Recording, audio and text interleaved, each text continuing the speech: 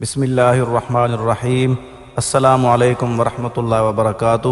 آج رمضان شریف کی عید کا دن ہے، تو میری طرف سے تمام دوستوں کو اور ان کی فیملی کو اور ان کے رشتہ داروں کو دل کی گہرائیوں سے عید مبارک۔ اللہ تعالی ہم سب کو عید کی خوشیاں نصیب فرمائے، اور اگر ہم میں سے کوئی پریشان ہے تو اللہ تعالی اس کی پریشانی کو خوشی میں تبدیل فرمائے۔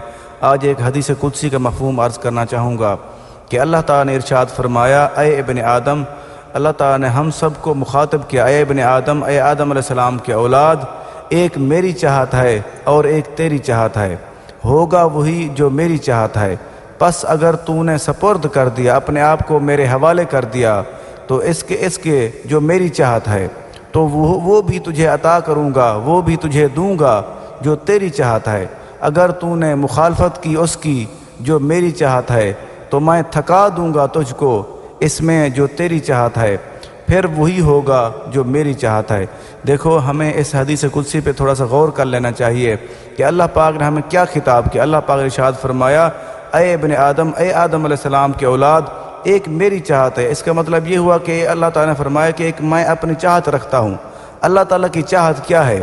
اللہ تعالیٰ کی چاہت یہ ہے کہ خدا کی رضا چاہتے ہیں دو عالم، خدا چاہتا ہے رضا محمد صلی اللہ علیہ وسلم۔ اس کا مطلب یہ ہوا کہ اللہ تعالیٰ کی رضا کیا ہے؟ اللہ تعالیٰ کی رضا چاہت یہ ہے کہ اللہ تعالیٰ اپنے نبی کریم صلی اللہ علیہ وسلم کی رضا کو چاہتا ہے، رضا کو پسند کرتا ہے۔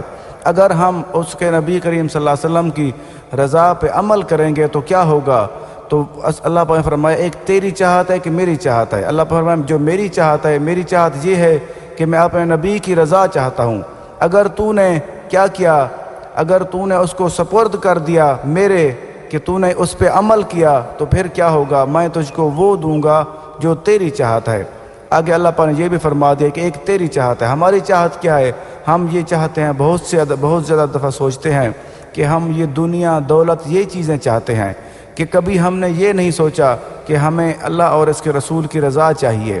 اگر ہم وہ چیز چاہیں گے تو اللہ تعالیٰ کیا کرے گا؟ اللہ تعالیٰ ہمیں تھکا دے گا اس میں۔ ہم یہ تھک تو رہے ہیں لیکن یہ غور نہیں کر رہے کہ اللہ تعالیٰ کی چاہت کیا ہے۔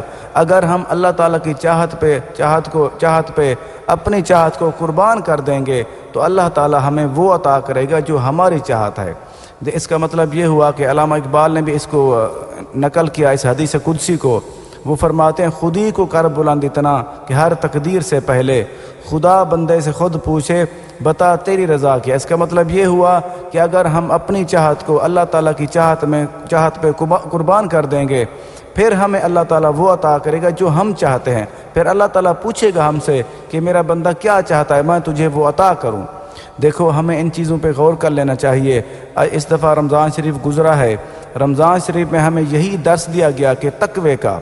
اس کا مطلب یہ ہوا کہ ہم نے اسی پہ عمل کرنا ہے، تقوی اختیار کر۔ تقوی کا مطلب یہ ہے کہ اپنے آپ کو روک لینا۔ رکنا کس چیز کے؟ غلط چیزوں سے رکنا ہے، ہم نے اپنے آپ کو روکنا ہے، اور اچھے کام کرنے کی اپنی پریکٹس، عادت بنانی ہے۔ ہم نے رمضان شریف کے روزے اس لیے رکھے کہ ہمیں تقوی نصیب ہو۔ اللہ تعالیٰ سے یہ بھی دعا ہے کہ جس سے روزے چھوٹ گئے، اللہ تعالیٰ ان کو کمی بیشیاں معاف فرمائے۔ جنہوں نے روزے پورے رکھے، اللہ تعالیٰ ان کے روزے اور نمازیں اپنی بارگاہ میں قبول فرمائے۔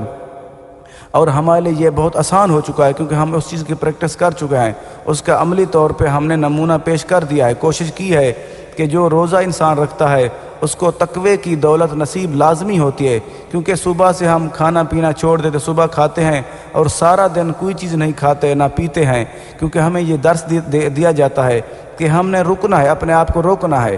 جب ہم اپنے آپ کو روکنے کی کوشش کی ہوئی ہے، اب ہمارے لیے یہ آسان ہے کہ ہم اللہ تعالیٰ اور اس کے رسول کریم صلی اللہ علیہ وسلم کے احکامات پہ چلنا آسان ہے، اور چلنے کی کوشش بھی کر لیں گے اب انشاءاللہ۔ یہ اللہ تعالیٰ سے دعا ہے کہ اللہ تعالیٰ ہم سب کو اس پر عمل کرنے کی توفیق عطا فرمائے اور ہمیں اپنے تقوی کی دولت سے مالا مال فرمائے۔ آمین۔ اللہ حافظ۔